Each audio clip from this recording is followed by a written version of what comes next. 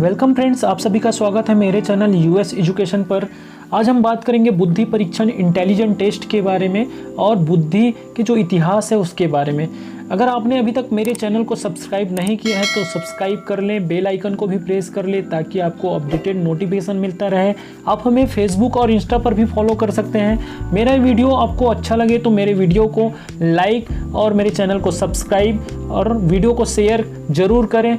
और वीडियो को देखकर बताएं कि आपको मेरा वीडियो कैसा लगा। आप कमेंट ज़रूर कीजिएगा ताकि हम आपके लिए ऐसे ही अपडेटेड और इन्फॉर्मेटिव वीडियो है लेकर आते रहें।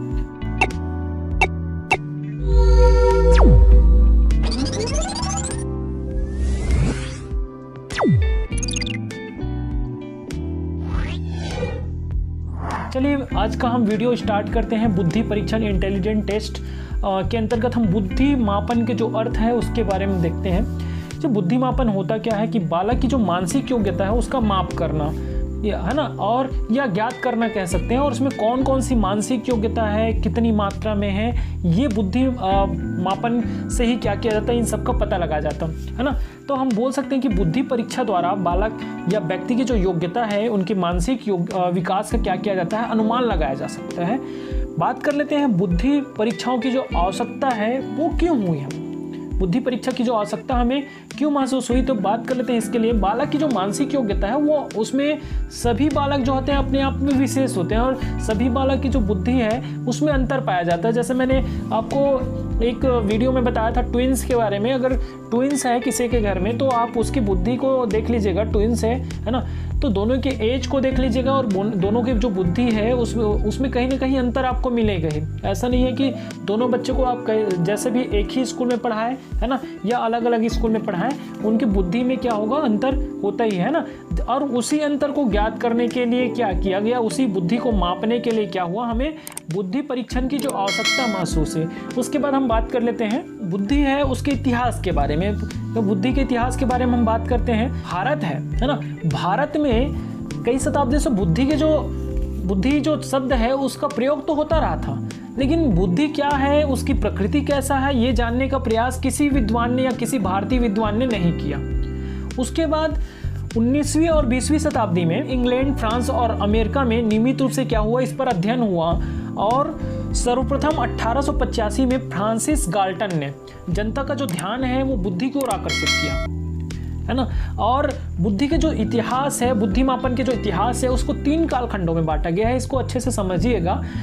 बुद्धि के जो इतिहास है 3 कालखंड कौन कौन से हैं, प्री बीनेट पीरियड, बीने पूर्व काल, दूसरा बीने काल, बीने पीरियड, और तीसरा बीने पोस्ट पीरियड, उत्तर काल कहा गया, बीने उत्तर काल कहा गया। तो बीने पूर्व काल क्या है ये पहले समझ लेते हैं। बीने पूर्व काल, बीने काल और बीने उत्तर काल, तीनों को पहले समझ लेते हैं। बीने पूर्व काल जो है, बीने काल किसको कहा गया, 1905 से लेकर 1911 जो है बीने काल दूसरा। और 1905 से पहले जो कहना चाहिए घटनाएं हुई हैं वो बीने पूर्व काल के अंतर्गत आता है। और बात करते हैं बीने उत्तर काल की। तो बीने उत्तर काल मतलब जो बीने काल है वो 1905 से 1911 तक, और 1911 के बाद जो काल या जो भी घटनाएं वहां पे हुई है तो वो बीने उत्तर काल में आता है, बीने पोस्ट पीरियड में। ये क्लियर हो गया होगा। अब बीने काल के अंतर्गत क्या कौन कौन सी घटनाएं हुई है देख लेते हैं। पहली मानसिक परीक्षण या मेंटल टेस्ट के बारे में। तो सर्वप्रथम जो है इस शब्द का जो प्रयोग है 1890 में कैटल ने किया था, अच्छे से समझिएगा। और ये कहाँ पे, पेंसिल्वेनिया विश्वविद्यालय अमेरिका में जो मेंटल टेस्ट एंड मेजरमेंट, मानसिक परीक्षण व मापन नामक पुस्तक का प्रकाशन हुआ। आगे हम बात करते हैं दूसरा पॉइंट 1879 के बारे में। आपने फिर से यहाँ पे रिपीट हो रहा है 1879 जो है विलियम वुंड के बारे में, है ना। विलियम वुंड जो है उन्होंने प्रथम मनोवैज्ञानिक प्रयोगशाला का निर्माण किया, स्थापित किया था। कहाँ पे, जर्मनी के लिप्जिंग में। याद रखिएगा, इसी को आधुनिक मनोविज्ञान के जो जनक कहा जाते हैं, विलियम वुंड को। और उसके बाद हम बात कर लेते हैं 1896 ग्रीनविच वेधशाला। तो ये ग्रीनविच वेधशाला में क्या हुआ इसके बारे में भी बात करते हैं। यहाँ पे ग्रीनविच वेधशाला में एक जो कर्मचारी थे उसके द्वारा समय ज्ञात करने में त्रुटि हुई, और वही त्रुटि ने कर्मचारी को क्या किया, कर्मचारी की जो योग्यता है उसका विधिवत अध्ययन करने के प्रेरित किया। 1896 है ना। और नेक्स्ट जो बात करते हैं तो 1895, जो इस ईयर में बीने ने स्मृति, पाठन, निर्देश और ज्यामिति, डिजाइन आदि से संबंधित प्रश्नों की एक सूची तैयार की थी 1895 में। और यही जो सूची है वो बीने साइमन के जो बुद्धि परीक्षण दिया है ना उसका एक आधार बना था। ध्यान रखिएगा, जो यही जो सूची है वही बीने साइमन बुद्धि परीक्षण का मेन आधार बना था। बात कर लेते हैं इसी के बाद, आपको पता होगा इसके बाद 1904 में जो स्पीयरमैन है ना, स्पीयरमैन 1904 1911 तीन लोग मिलकर 1911 में क्या किया था, पहले 1904 में स्पीयरमैन ने क्या किया, बुद्धि के दो का इसी टाइम में क्या किया, दो और जो विद्वान थे उन्होंने क्या किया, इसका समर्थन किया था 1911 में। इसीलिए 1911 स्पीयरमैन कहा जाता है। यहाँ पे 1904 है।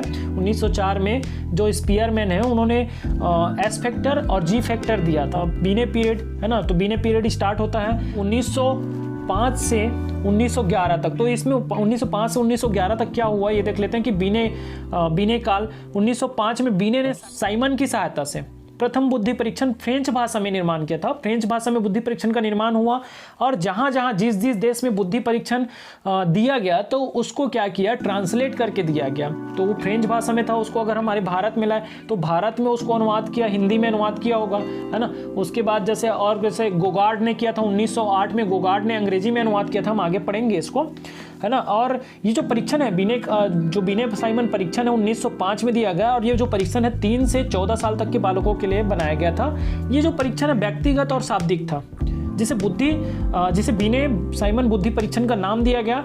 और इस परीक्षा में 30 क्वेश्चन थे। इस परीक्षण में 30 क्वेश्चन थे और कहा जाता है कि प्रत्येक परीक्षण के लिए 5 क्वेश्चन कहा जाता है ना, लेकिन इस टाइम में 3 वर्ष के बालक के लिए 5 क्वेश्चन, 4 वर्ष के बालक के लिए 4 क्वेश्चन और 11 और 13 साल के जो बालक है उसके लिए कोई प्रश्न नहीं दिया था, है ना।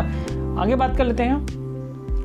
पहला संशोधन जो हुआ 1908 में हुआ और दूसरा संशोधन हुआ 1911 में। बीने साइमन जो बुद्धि परीक्षण है उसका पहला संशोधन 1908 और दूसरा 1911। ये बीने साइमन द्वारा ही किया गया था। जो 30 क्वेश्चन था उसको बढ़ाकर क्या कर दिया गया, 59 प्रश्न कर दिया गया, है ना। 30 क्वेश्चन जो है उसको बढ़ाकर क्या कर दिया गया, 59 क्वेश्चन कर दिया गया, ठीक है। और मैंने बताया 1908 में गोगार्ड ने क्या किया, बीने मापनी का अंग्रेजी अनुवाद किया, इसके बारे में मैंने अभी बताया। और 1912 में क्या हुआ, विलियम स्टर्न ने बुद्धि लब्धि की संख्या का सुझाव दिया। IQ इंटेलिजेंट क्वेश्चन जो है, intelligent question is equal to mental age upon chronicle age, मानसिक और वास्तविक आयु। और मानसिक और वास्तविक आयु होता क्या है इसको थोड़ा समझने का प्रयास कीजिए। मैं बताता हूं कि मानसिक आयु क्या है और वास्तविक आयु क्या है। अगर कोई बच्चा 5 साल का है तो 5 साल ही क्या उसकी वास्तविक आयु है, ठीक। या कोई बच्चा 10 साल का है तो उसके 10 साल जो है वास्तविक आयु क्रोनिकल एज कहेंगे, ठीक। मेंटल एज, तो मैं आपको बताऊं कि 10 साल का अगर बच्चा 10वीं क्लास, मतलब 10वीं क्लास का जो एग्जाम है या 12वीं क्लास का एग्जाम है, मतलब 10वीं क्लास का एग्जाम कहने का मतलब लगभग 15 से 16 साल उस बच्चे का एज है ना। लगभग 10वीं क्लास का एग्जाम मतलब 15 से 16 साल। तो अगर वो 10 साल का बच्चा 15 से 16 साल तक मतलब 10वीं क्लास को क्या कर लेता है, पास कर लेता है, या 10वीं क्लास तक के जो परीक्षा है उसको क्या कर लेता है, पास कर लेता है, तो उसकी जो मानसिक आयु कहा जाएगा 16 साल। लेकिन उसकी वास्तविक आयु क्या होगी, वहाँ पे 10 साल ही होगी। और हम अगर 12वीं कक्षा की बात करें तो हो सकता है 17 से 18 साल उसकी जो 12वीं क्लास में जब बच्चा पहुँचता है तो 17 से 18 साल लगभग, है ना।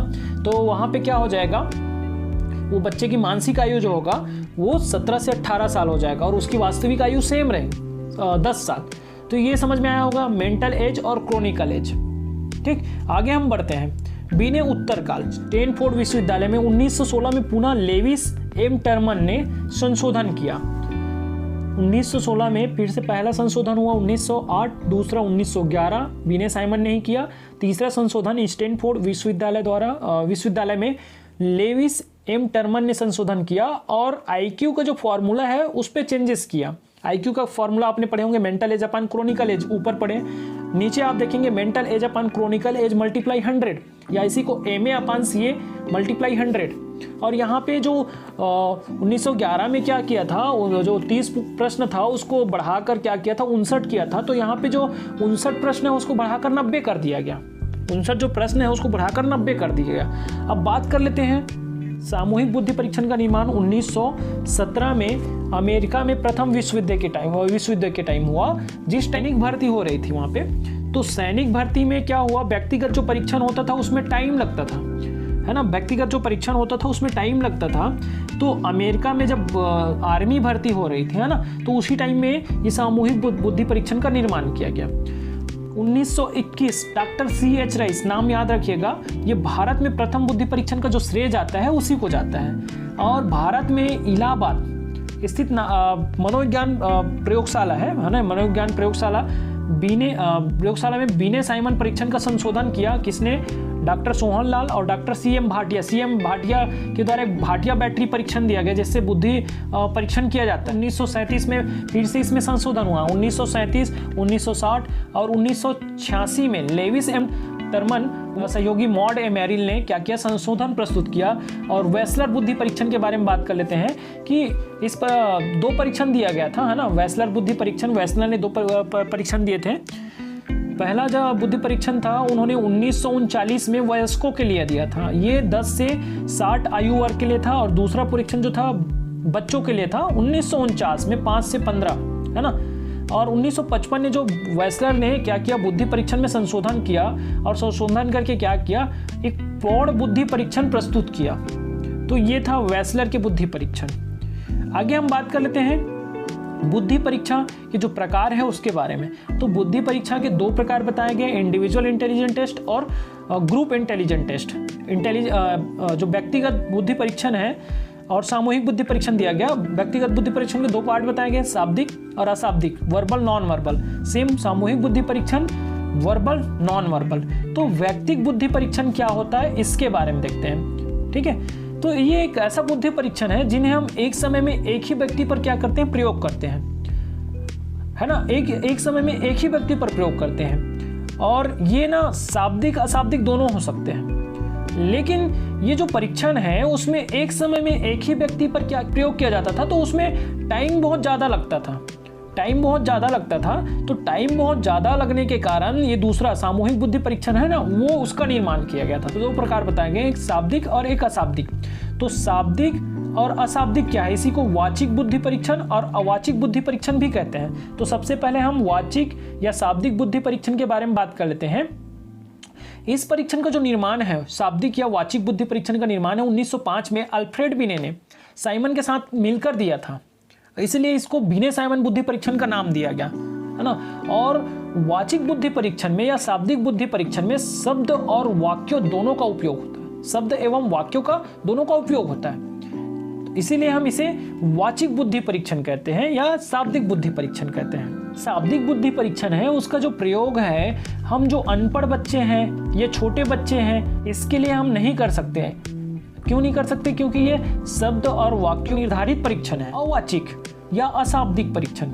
तो अशाब्दिक या अवाचिक बुद्धि परीक्षण क्या है, इसमें क्या किया गया, भाषा शब्द वाक्यों का उपयोग नहीं किया गया। ध्यान रखिएगा, पहले वाले में भाषा और या शब्द और वाक्यों का प्रयोग किया गया, अनपढ़ जो व्यक्ति है उनके लिए नहीं है, ठीक। दूसरा जो है अशाब्दिक, तो यहाँ पे भाषा शब्द या वाक्यों का उपयोग नहीं किया गया, जिन्हें हम क्या कहे हैं, अशाब्दिक बुद्धि परीक्षण कहे। ये अनपढ़ व्यक्ति, गूंगे बहरे व्यक्ति के लिए भी इसका परीक्षण किया जा सकता है। और इस परीक्षण में निम्न बुद्धि परीक्षण होते हैं। जैसे मैं बता दूं आपको कि निम्न बुद्धि परीक्षण जो है, वस्तु संयोजन, ब्लॉक बिल्डिंग टेस्ट, चित्र पूर्ति और मनुष्यकर्षण परीक्षण। तो ये वस्तु संयोजन मतलब एक छोटे छोटे टुकड़े में डिवाइड रहता है, उसी को संयोजन करके वस्तु संयोजन परीक्षण किया जाता है। ब्लॉक बिल्डिंग टेस्ट जो होता है, ब्लॉक बिल्डिंग टेस्ट के लिए मैं बात करूं कि एक चौकोर बोर्ड होता है, बॉक्स होता है, उसको जोड़कर एक सार्थक आकृति का निर्माण होता है। जैसे आप देखे होंगे मोबाइल गेम अगर आप खेलते होंगे तो वहाँ पे कोई एक चित्र रहता है, आकृति रहता है, वो इधर उधर रहता है, रीअरेंज रहता है, उसको अरेंज करते हैं, है ना।